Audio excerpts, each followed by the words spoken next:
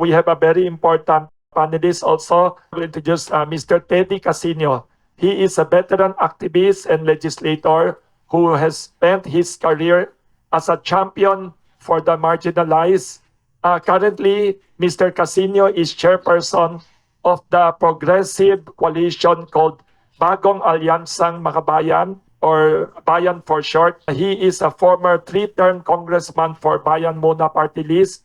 He has authored various pro-people legislation, including Tax Relief Act, also the Rent Control Act. He is also known for being a leader in the Parliament of the Streets since his youth. Mr. Casino continues to advocate for national industrialization, living wages, an end to political dynasties, etc. Let us welcome for his opening statement the chairperson of Bayan, Mr. Teddy Casino. Welcome back. Salamat, Wilson. Magandang umaga po sa inyong lahat. Thank you for the wonderful introduction. Magfo-focus na lang po ako doon sa meron kami sa bayan na 10 proposals para sa gobyerno. 6 dito ay immediate or short term at 4 dito ay strategic or long term. Focus po namin ngayon for this morning itong gagawin sa oil industry. Kasi ang nakita natin dulot nitong gera ng US at Israel sa Iran, it has exposed yung napakalaking vulnerability ng ekonomiya ng Pilipinas, particularly yung oil sector natin and energy sector. Dulot ng dekada-dekadang neoliberal economic policies, particularly yung privatization and deregulation. So we hope that this situation now will be a wake-up call for government that this kind of a neoliberal policy on our oil and energy sector is not viable and makes us very vulnerable. Naging na tayo, import dependent sa ating oil and energy.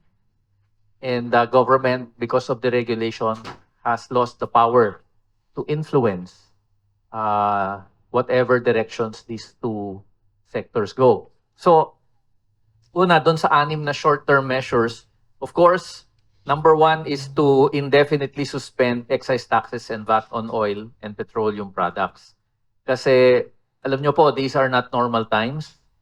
Ang binobomba na sa Iran at sa Gulf States ngayon ay mga oil refineries, LNG, the biggest LNG refineries and facilities have just been bombed in the last 48 hours. Kaya magtatagal po ito. At talagang malamang tataas pa ang presyo. So one thing that government should do is not to add to the burden that we will be carrying for the next several months or probably years. Kaya suspend na indefinitely yung excise tax on VAT and oil. Pangalawa, mag-impose ng mga price caps. Ang sinasabi, there might be legal obstacles to this. E di yan ang unahin ng Kongreso to amend existing laws to allow government to impose price caps. Kasi these are not ordinary times. Kung ang bigas nga pina-price cut natin, kung ang sardinas nga pina-price cap natin, what more a very important strategic commodity like oil, petroleum products. Pangatlo, and related to the price cap, i-require na ng gobyerno yung unbundling ng pricing ng oil. This can be done through a mere circular of the Department of Energy kasi this is the only way na mababantayan natin kung meron bang profiteering, kung meron bang monopoly abuse na ginagawa yung oil cartel, and this will be the basis of any oil price cap. So a more transparent pricing system should be established. That's number 3. Pang-apat, a very practical, doable thing is to expand bike lanes and pedestrian infrastructure. Expect na ho natin talagang mawawalan ng masasakyan, ayaw mo na magkotse, ayaw mo na magmotor sa sobrang magiging taas ng presyo. The alternative is to walk or to ride a bicycle. So, dapat maging mas bicycle and pedestrian friendly ang ating sistema. And that includes allowing employees to come in much later kasi kailangan pa nilang maglakad ng distansya. Pang-anim, dun sa short term, is to provide incentives for renewable energy technologies like solar rooftop and mini hydro systems. Bakit ho solar rooftop? Kasi sa solar rooftop, hindi mo na kailangan ng malaking lupa, hindi mo na kailangan mag-displace ng mga farmers or indigenous peoples.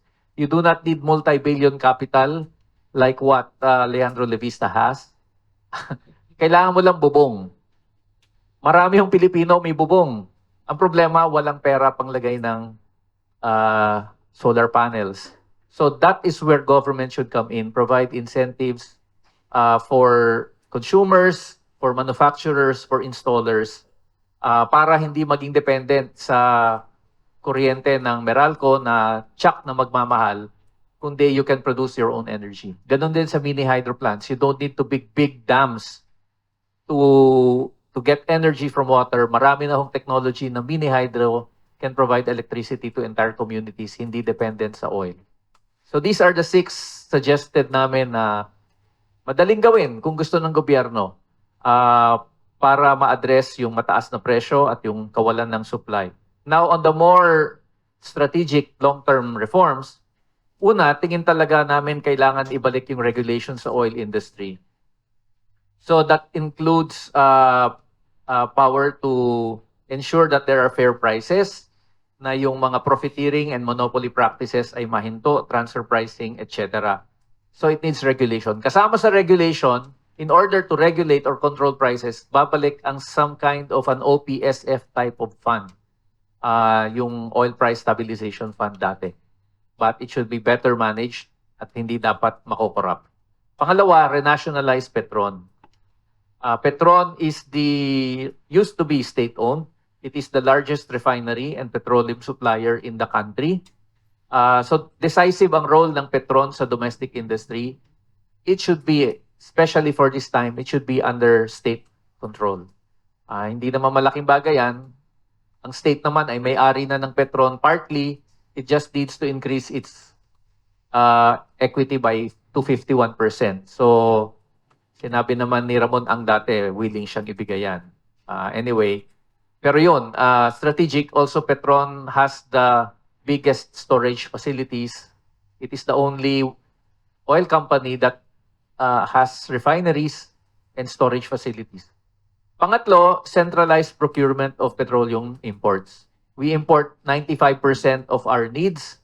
So mas maganda kung wholesale yan ng bilihan, maganda kung government to government, and that can be done if it is centralized procurement through government. And dahil sa ganyan, pwede mag-diversify ng supplies, hindi ka na dependent sa mga private corporations that have linked to multinational corporations na hawak lahat ng US, Middle East lahat. If government procures, it can procure from Malaysia, it can procure from Brunei, yung mga kapitbahay natin, from China, from a whole range of sources na sa ngayon ay hindi natin natatap. At lastly, pang-apat, develop a strong domestic renewable energy industry. Yun na nga, hindi lang dapat incentives for the use of solar or mini hydro or tidal or whatever. Kailangan talaga may local manufacturing, installation, service sector ng solar, wind, mini hydro, etc. This which creates jobs, which reduces electricity costs, at saka yung diliit yung dependence natin ng imported oil. So marami naman pwedeng gawin ng gobyerno labas sa pamumudmod at pagpo-photo-op ng kakarampot na binibigay sa mga tricycle driver. Marami magagawa ang gobyerno liban sa pagtaas ng pamasahe tapos babawiin naman. These are concrete doable steps na pwedeng gawin ng gobyerno at dapat gawin ng gobyerno at kasama po yan sa mga demands ng mga nagta-transport strike sa araw na ito hanggang bukas. Yun lang po. Maraming salamat.